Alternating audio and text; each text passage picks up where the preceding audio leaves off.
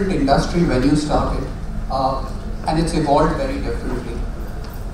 So why don't you just give us a perspective of, what's the evolution, both positive and negative? Let me just give a perspective. If you just look at the organized sector, we're talking of now about 3.5 decades, about 34, 35 years. And let's just split it over 3 decades, right? So 10 years horizons. The first 10 years basically went, and that was probably the best years, from the perspective of people saw the opportunity. You had the first stage of entrepreneurs, obviously Dr. Devi and a bunch of others, who began to look at the opportunity of organized healthcare. And I think the first 10 years went in basically creating the model of what private healthcare delivery could do in this country. I think a lot of that was backed by the fact that there was, and for the next 10 years too, continued to be a lot of good clinical talent that was there in this country, particularly on the public side, which was doing very well for itself. And suddenly the doors of the private sector opened up. And a lot of the first mover advantages that were seen on the back of good clinical talent happened in the first 10 years. Obviously, I think the concept played out well. Integration began to happen, consolidation and growth continued to flourish in the first 10 years. And then we had the next 10 years where there was a plethora of companies that actually came into the sector.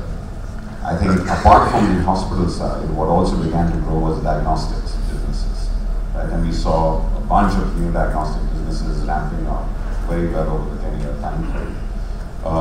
Obviously, what happened was a more urban phenomenon of delivery, because everybody saw the big opportunity of trying to be in the urban cities, right? And obviously the tier 2, the tier 3 conversation was there, but not that deep a conversation, right? Everybody said, let me put one dot here and another dot there, and then I'm also in tier 2 cities. But fundamentally, we grew on the back of the urban growth of this country. And obviously, those were also the heady days of economic growth. And everything just panned out right for the sector. If you see the last 10 years, a couple of things happened which were good. One was that we had a few of the companies going through their IPO processes. So the consolidation which the sector needed very badly, because for a very, very long time, in the first 2 decades, we had only 2 listed entities in the country, right? And everybody who invested in the sector basically went on the basis of those 2 companies and said, oh, they have done well, we all will do well, right? And that became sort of the benchmark. We didn't see a single IPO in the sector for almost about 20 odd years. And then we, in the last 10 years, have seen a lot of that growth momentum happen in terms of companies going public. Obviously, many of these entities have been in play for a long period of time. They have proved their unit economics. They have proved the fact that growth can happen year on year of 10, 12, 13%. And EBITDA margins have continued to grow for a long period of time. I think the last 10 years has also seen the unbundling of the hospitals, new concepts, single specialties, and all of that has happened over the last 1 decade. Apart from, obviously, the startup ecosystem. If you really see the $333 odd million which has gone in, a major part of that in the early stage companies has happened over the last 1 decade. So, good news. Another better news that if you put it all together, I think the sector, both the hospitals and the diagnostic businesses, have taken close to about $4.5 billion of capital, which all the people sitting on this, a lot of people sitting over there, have actually taken early bets and put their capital in, knowing fully well that the sector is going to continue to grow and grow very well over the next many years.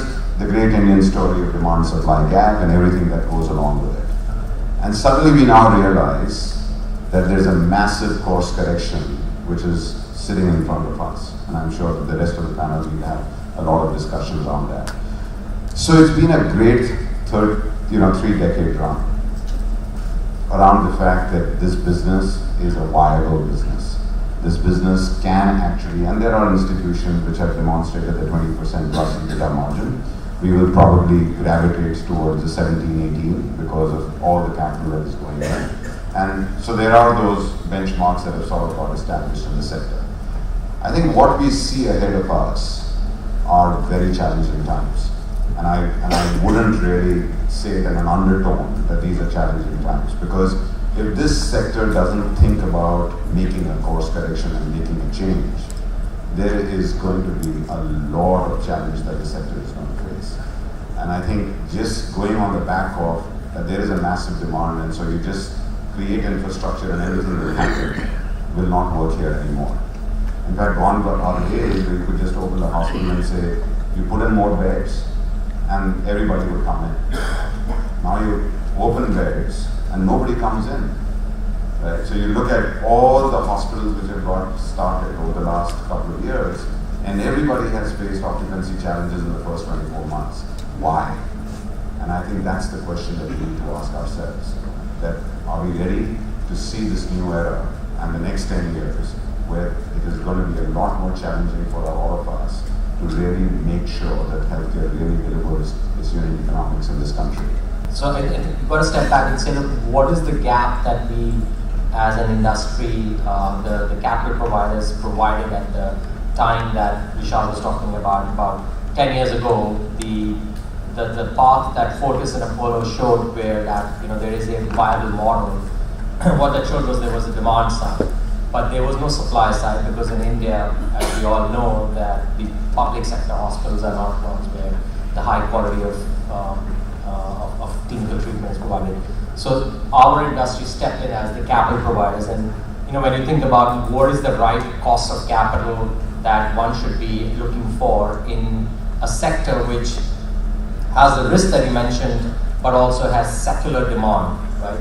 And if you think about that, then the kind of returns that the industry's probably earned is in the late teens to mid-20s% returns from an IRR perspective. But when you look at the return on capital employed for most hospital chains, it's between 15 to 20%. So, when you say a lot of capital, it's always incommensurate with the risk that one took of absolutely the gestation period and all. And I think it sort of plays out there. I think the question really is that where the new demands of new pockets of demand are coming up are in the tier 2 and tier 3 towns, where there actually the risk elements are a lot more. And you layer on top of that some of the regulatory challenges and the pricing challenges that are coming out. There is the risk I feel in the industry, just taking to a slight tangent, is you don't want to be in a situation which the telecom industry is in, which was a very attractive industry with great economics at a certain point, but then missed on two things. One is there was certain wrong steps or missteps done from a sectoral perspective, which made it a completely unviable segment to invest in. So that's point one. And I think the challenge that Vishal talks about from an investor's perspective is, one risk is that it could just very well, in the face of populism, go into that. The second opportunity it could miss is that the telecom sector missed the opportunity to create Indian gorillas in the telecom devices space. I think right now we have a huge opportunity in healthcare to create Indian champions in the consumables and devices space. And I think if we don't have the right protection, the right policies around things, I think we could miss that challenge, that opportunity as well. I mean, as an investor, we are actually not that much focused on services right now. We are focusing a lot on devices, consumables, distribution, and we last year invested in a pharma distribution business, and we're consolidating the pharma distribution space. In Asia, we've just invested in a company which is on the distribution side of devices. And so I think a lot of the interesting action will be in that area. And I think you've got to be nimble. I think unlike the gentleman you were talking to who may be in one area, as investors, we have the opportunity to be nimble to identify where the new pockets are and migrate from a returns perspective.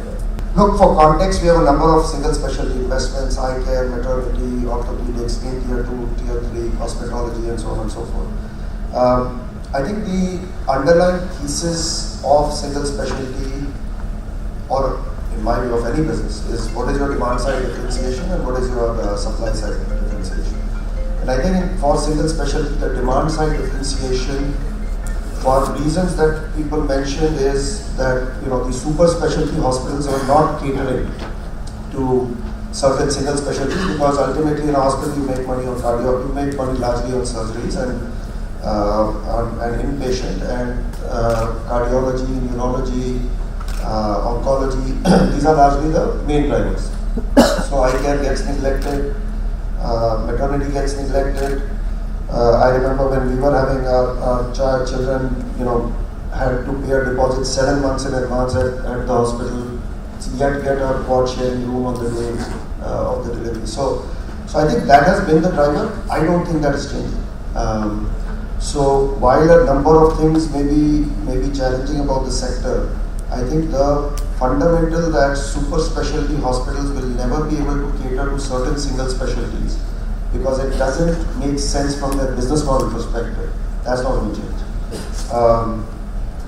In my view, some of this pricing regulation and stuff is at least in single specialties not that big a deal. And frankly, I think the businesses have to adapt their business models to make sure it still works. So in eye care, the eye implants may get pricing. We also have a cardiology chain where the stents have gotten regulated. I think the risks are more around how do you find a unit. So the reality is, as I think Vishal started by saying, the demand looks deep at the surface level, but the minute you actually start peeling that onion back, the demand is not as deep, and it's extremely price sensitive, very, very price sensitive. So the challenge is really in scaling these business models across geographies and within a geography is more around the depth of demand. And then managing, obviously a lot of these have a star doctor culture, and with the star doctor culture it's much harder to scale. So I would say if you ask me, I worry less about regulation on the single specialty side. I worry more about business model scaling. Most of the hospitals will continue to be large metro cities, and if not just the metro cities, they'll go down to state capitals and maybe 1 or 2 more cities. That will continue to be the case. I think that is a given. But the breadth of services to tier 2 cities and tier 3 cities has to increase, will increase. Now the most common perception from the provider side, I used to find, and I still find, even from the investor side, is that if it is tier 2 or tier 3, we can create a product which is tier 4 and tier 5. I believe the patient's expectations in tier 2 or 3 are no less than in tier 1 or a metro. That's why if you go to a few of the large hospitals in Mumbai or Delhi, you'll see hundreds of people literally in the OPDs from these tier 3, tier 4 cities. So why would they expect anything less in their own cities?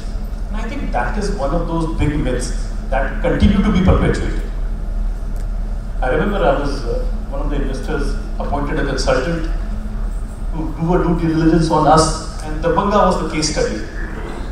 They said, fantastic, great job guys, you're going to tier 3, and all those nice plaudits we get. And then after the couple of meetings, they said, fantastic job, you are doing a great service to society. But our consultant has said, these tier 3 cities, there's no viable model. I think we are very, very worried about it. Gurgaon is fine, we're happy with it. And this is an investor who was so-called had a social agenda as well. You just call Gurgaon tier 3? No. So these people in Darbhanga, the feedback from the consultant and the investor was very good job, fantastic voice, but unfortunately we don't think it's viable. Well, fortunately for us, within 12 months it was viable. Within 12 months. In fact, we are short of beds in that facility. The only regret I have building that facility is I built it too small. And I would love to meet those consultants and that investor right now. You have to keep in mind, if you even go to a Darbhanga, you cannot get away by compromising either on infra, on quality, on people. Of course, the people will continue to be a challenge. And it is a challenge even in big cities. And tier 3, even more. So I think one of the biggest things I can leave you with you guys is, if you want to go to tier 2, tier 3, don't think you're going to get away by giving them a product, service, or quality that is inferior to anywhere else. It's only then it works. And in retrospect, once somebody like me makes a success of a place, I will meet other people at the conferences, they say great opportunity in that sector. And I recently heard this in Calcutta a couple of days ago. So, from our outside, if you, Satish mentioned this as well in his keynote, that technology should be a great way to get access to healthcare. The thing that people forget is healthcare is a very high inertia industry, and the inertia doesn't come just from the provider side, but also from the patients. So the point that Dr. Nagar made around the person in Dharminder expecting the same sort of experience that they would get at Medanta or anywhere else in Delhi, there's a reason for that, right? Health comes top of the list. If they could afford it, they will go to Delhi. People have flown to the US. I'm sure a lot of people sitting over here want the best treatment that they can get for the, if they have the money. So that inertia actually plays a big role in the adoption of technology. And that's one thing that we've seen, that a lot, so tracking telemedicine as an opportunity in India, you would say it makes so much sense. We've seen government try to do that, we've seen private players try to do that, and it hasn't really scaled. And you always wonder why it hasn't scaled. And the biggest driver is the fact that both the patient wants to see the doctor, and the doctor wants to see the patient. So even in cases where you could do things, remotely, the patient still wants to interact with the doctor. So I think technology is less of an impediment here. Behavioral change is the thing that we have to focus on, and get the patient and the healthcare provider comfortable that you can provide the same level of care and get the same level of care even if you are remote. I think that's where people are trying things. I want to add two more things that technology brings, and I think that's more critical in some ways. One is the user experience. So this behavioral change will only come when technology can provide a better user experience than what you may get by travel. So let's say that Dr. Nagar starts a facility in Darbhanga, and his best cardiologist is still sitting in Gurgaon. How can you make that cardiologist appear in Darbhanga and provide the same level of care using a facilitation model that works? So this is in the US, for example. Mayo Clinic does this very effectively across its Scottsdale location and its Rochester location, right? So there are various models that have been very successful in this in various parts of the world. So I've actually seen a cardiologist sitting in Mayo, giving there's angiography happening live, and the person is telling the interventional cardiologist sitting in Scottsdale how to sort of how to think about where to go and so on. So it's the technology is there, but how do you make it the user experience seamless and value added in that process?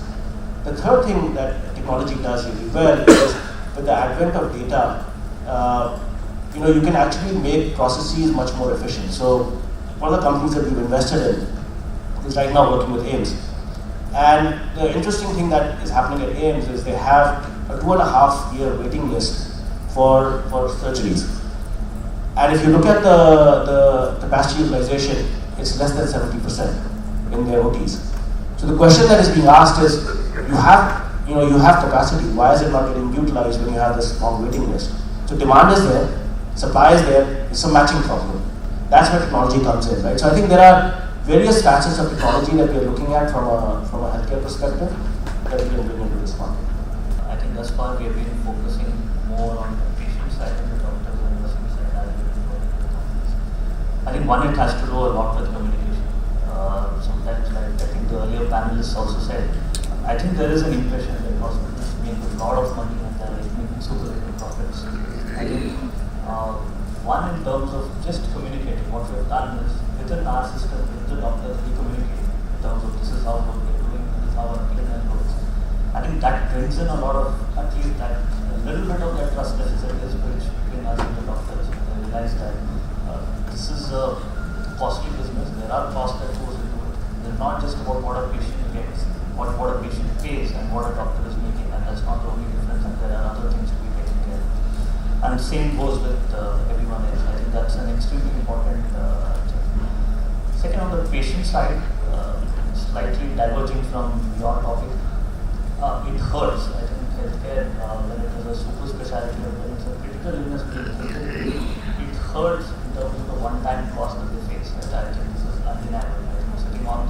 provider side, we see that there are costs to delivering this and this is what it should be charged, but it definitely hurts on the patient side. And the only way that can be bridged is in terms of how in another country. I think that's it's to do with the insurance penetration. I think until we see insurance penetration, this problem is going to be, and I think we just need to wait for the healthcare insurance to actually see that penetration going, where it's a little more distributed and it's not like one-time cost which has taken. I think that's on one front. From the provider side, again, when you speak of regulators and looking at how they are viewing the hospitals, I think the really key thing is there are bad apples in the industry in terms of some of their practices and what they're doing. I think we need to introspect and ensure that at least that is taken care of. I mean, it's a few bad apples for spoiling the 99% cases. I think that's something that we need to actually, there has to be a self-regulation, we need to educate each other to actually take that out. I think that's another thing that we see. And I think across all these, the theme that you see might sound very simplistic and global, but it is communication, speaking to each other, where we stand and what we can. Exactly. I think communication and transparency, which is lacking in the industry. One more thing, I think the self-regulation is overdue, and we haven't done it. So since we didn't do it, the government decided to do it for us.